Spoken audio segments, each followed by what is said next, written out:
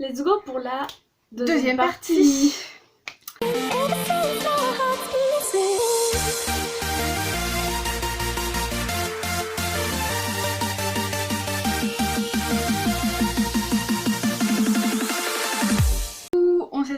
On était resté jusqu'au mois de novembre, fin novembre.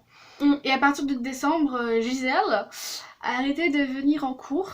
Elle venait, on va dire, tout le mois de décembre, elle est venue la moitié du temps. Elle était jamais totalement là, quoi. Du coup, on demandait à sa nouvelle amie, Karine, là, sa nouvelle pote, on prenait des nouvelles de Gisèle en mode, bah, est-ce qu'elle va bien, tout ça, parce que, enfin, on était quand même attachés à elle, de base, c'était comme notre amie. C'était elle qui avait décidé de totalement nous ignorer, alors que nous, on avait dit, bah, que voilà, qu'on voulait prendre un peu de recul, mais sans pour autant faire comme si qu'on se connaissait pas, quoi. Comment elle allait, et il nous a répondu qu'elle venait plus en cours parce qu'elle avait peur de nous, et plus précisément peur de notre regard vis-à-vis d'elle. Quoi? Hein? What? Compréhension? Peur. J'ai des lasers dans les yeux. Peur de nous. On n'a pas les yeux revolver, nous, hein.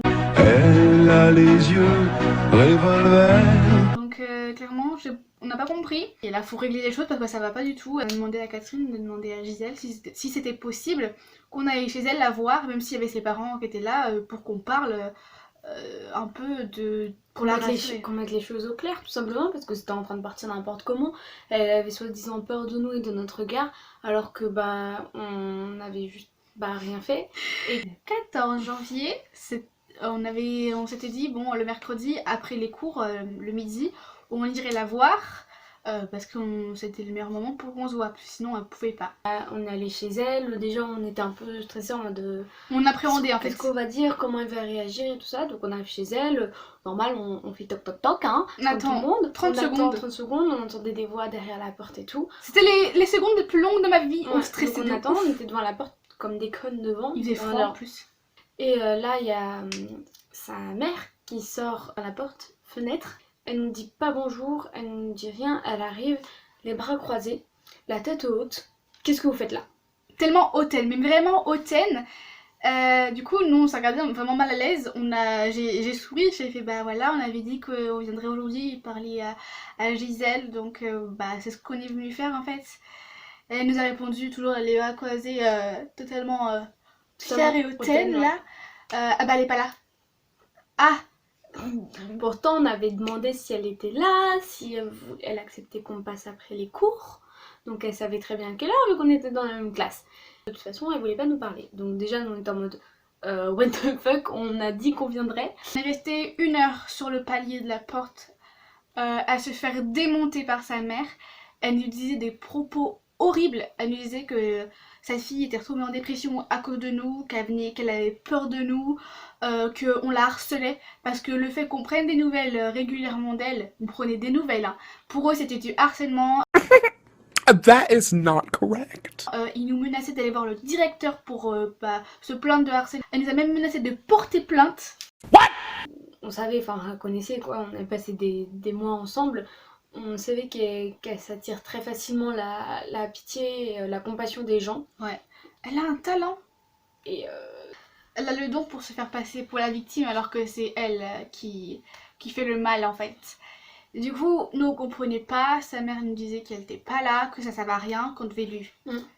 Elle nous a dit bon vous lui parlez plus, vous la regardez même pas, vous lui adressez pas la parole, je vous fais confiance hein. Et puis du coup nous on a commencé à partir, voilà c'est la dernière fois que j'entends parler de ça, je vous fais confiance, elle nous l'a répété au moins une dizaine de fois. Donc nous après on n'était pas bien, on s'est mis à chialer toutes les deux, on était en mode qu'est-ce qu'on va faire de nos vies? C'est la fin du monde, oh mon dieu! Je suis rentrée chez moi, il y avait ma soeur qui était là avec ma mère, et j'ai l'avantage d'avoir une soeur qui a travaillé dans la gendarmerie. Donc ma mère elle me fait ça va, je me mets à chialer, je dis non ça va pas, je lui raconte tout ce que sa mère nous avait dit. Enfin j'étais en panique et elle nous a dit bon bah prenez vos affaires, on y va. Non. Je fais ah non, toi t'as commencé à pleurer. Moi j'étais en panique, dis non mais ça va être pire, elle nous a dit de plus aller la voir et tout. On est en train de chialer comme pas possible. On s'est dit ouais on va porter plainte, on va dans la merde et tout. Ils sont allés, on était restés dans la voiture, on se cachait, on s'était mis comme ça sous les sièges, on avait trop peur qu'elle nous voie. Elles sont restées une demi-heure à parler. Et sa mère, elle a dit que bah, certes, elle n'avait pas menacé des filles, des mineurs comme ça. Elle a dit, j'ai jamais parlé de harcèlement, j'ai Ouais, jamais dit non, ça, mais- vous avez mal compris. Elle a nié tout ce qu'elle nous avait dit. J'aurais dû enregistrer. J'ai tellement regretté de ne pas avoir enregistré ce qu'elle nous avait dit. Elle a même pas assumé ce qu'elle nous avait dit. Elle n'a même pas assumé ses menaces. Elle nous est passée pour des menteuses, comme si qu'on avait tout exagéré. Elle s'est mise à pleurer en mode oui, mais vous comprenez pas, ma fille elle va pas bien et tout. Non mais je comprends pas pourquoi elles auraient le droit d'être heureuses et ma fille pourquoi elle devrait être malheureuse. Alors, en fait on n'avait pas le droit ni d'être heureuse parce que on n'avait pas le droit d'être heureux parce que sa fille était malheureuse. Mais on n'avait pas le droit d'être malheureuse parce que sa fille était forcément plus malheureuse que nous. Ça continue un peu comme le mois de décembre, sauf qu'on ne prenait plus de nouvelles d'elle du coup. Ouais, on l'ignorait. On était toujours dans l'incompréhension de pourquoi tant de haine. On est rentré du coup chez moi, on l'a bloqué sur les réseaux sociaux, on s'est dit bon ok bah c'est fini, même pas qu'elle vienne nous parler quoi. Donc moi ça m'a fait trop mal parce que, enfin justement comme je l'ai expliqué dans la partie 1, sa famille m'avait dit qu'ils me considéraient vraiment comme de leur famille, qu'ils m'appréciaient tout ça, et de me faire rejeter comme ça, comme une merde, j'étais en mode ok. Sa mère à Halloween, elle nous avait dit oui, grâce à vous, Gisèle va mieux, vous l'avez sortie de sa dépression, merci d'avoir sauvé ma fille. Pour que quoi, quelques mois après, elle nous dise ouais, de toute façon c'est votre faute, vous avez gâché sa vie. Ok. On l'a ignoré, on la regardait pas, on lui parlait pas. Et quelquefois que nos regards se croisent, parce que normal, on est dans la même classe. Dans une classe où on était en U et on était vraiment face à face quoi. Du coup malheureusement des fois ça arrivait que nos regards se croisent. Au mois de mars, le 14 mars, le jour de ma fête, c'était vraiment ma fête dans tous les sens du terme. Je sors et là j'entends des meufs, elles font hey Mathilde. Du coup je me retourne, je vois deux meufs que je connais pas. Enfin il y avait sa meilleure amie à Gisèle, mais sinon il y avait une meuf que je connaissais pas. Je suis ok. Je suis qu'est-ce qu'elle veut là encore? Et elles font on peut te parler s'il te plaît? Donc elles me prennent à l'écart, je fais par contre pas 3 heures parce que moi j'ai un bus à prendre. Et elle commence à me crier dessus, ouais arrêtez d'harceler Gisèle, faut t'arrêter de dire qu'il faut qu'elle jette d'un pont, nanana. J'étais pas là à ce moment-là. Je commence à m'énerver, je fais c'est bon, tais-toi, genre laisse-moi partir, je commence à partir. Et là elle me pousse, elle commence à se rapprocher de moi, elle fait je te préviens, si j'entends encore une fois que tu la menaces, je te préviens, je te défonce. Et là Julie elle est arrivée.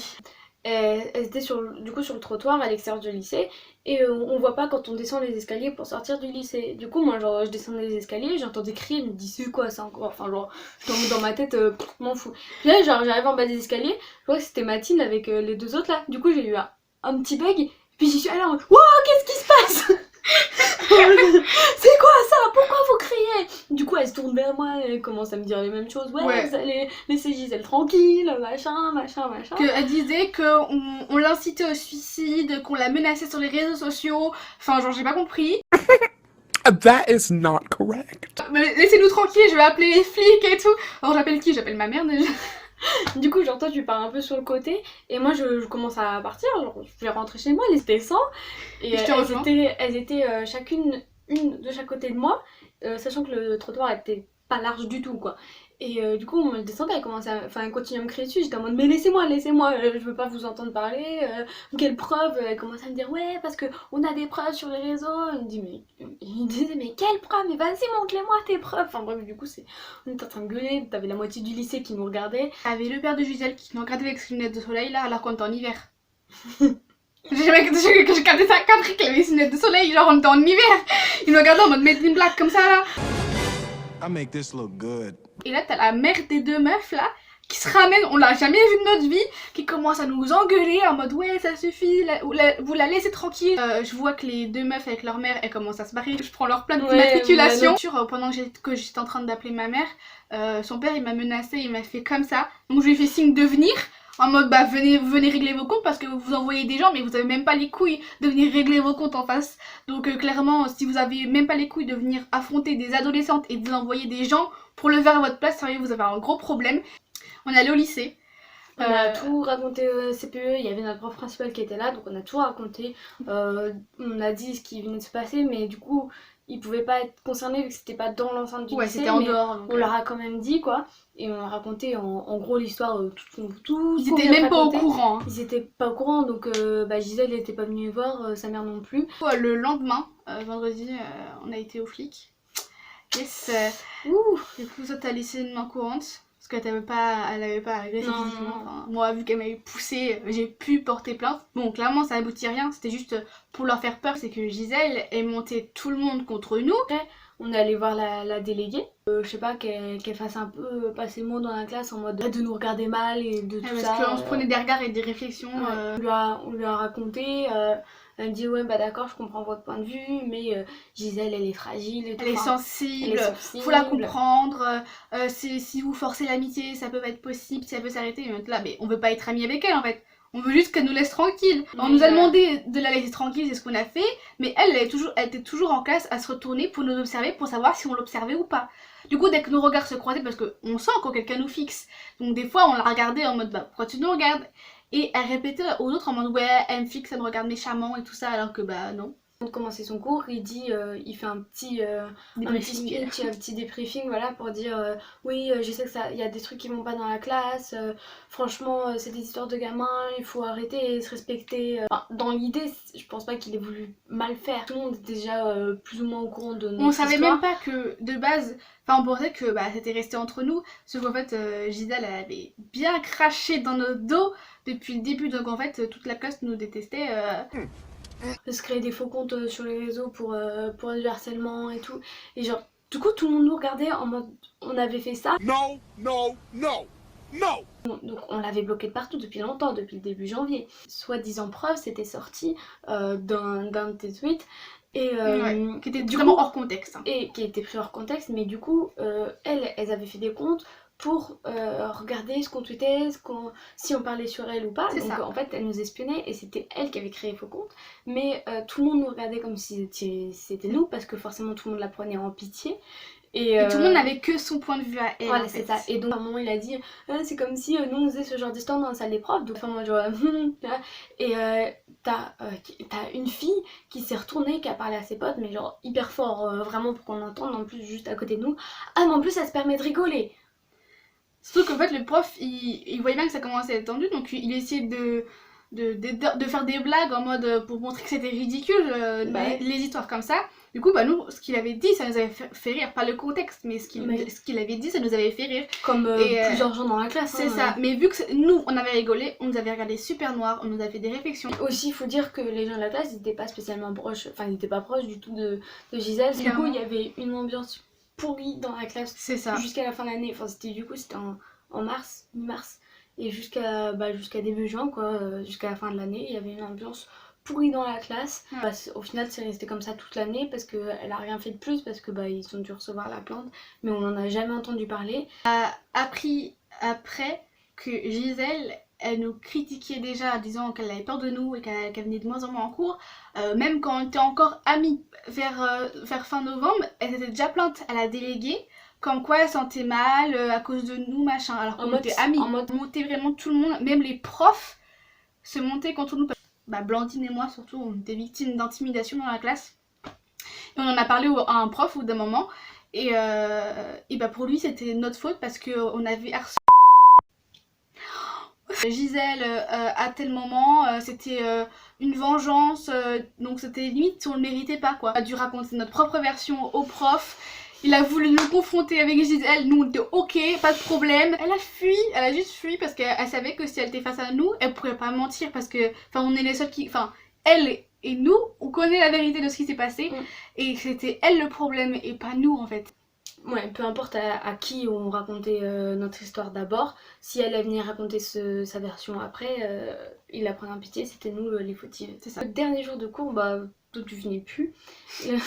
En fait je me sentais pas bien dans la classe, donc clairement à chaque fois qu'il y avait les derniers oraux je les ai quasiment pas passés. Et un gars de notre classe qui a fait une BD super stylée quoi. Je la lisais un petit peu et tout, c'était marrant. La fille à côté de qui j'étais pendant les 2 heures, elle lui avait demandé quelque chose et du coup Gisèle s'était rapprochée. Moi je m'en foutais, moi je continuais de regarder la BD. Et après du coup quand elle avait fini de parler avec elle, elle est venue plus à côté de moi, elle me dit oh tu regardes quoi? Du coup moi j'ai bugué, j'étais en mode elle s'est parlé encore elle. Bon je te laisse hein. J'étais en mode... Elle me fait désolée de t'avoir dérangé. J'étais en mode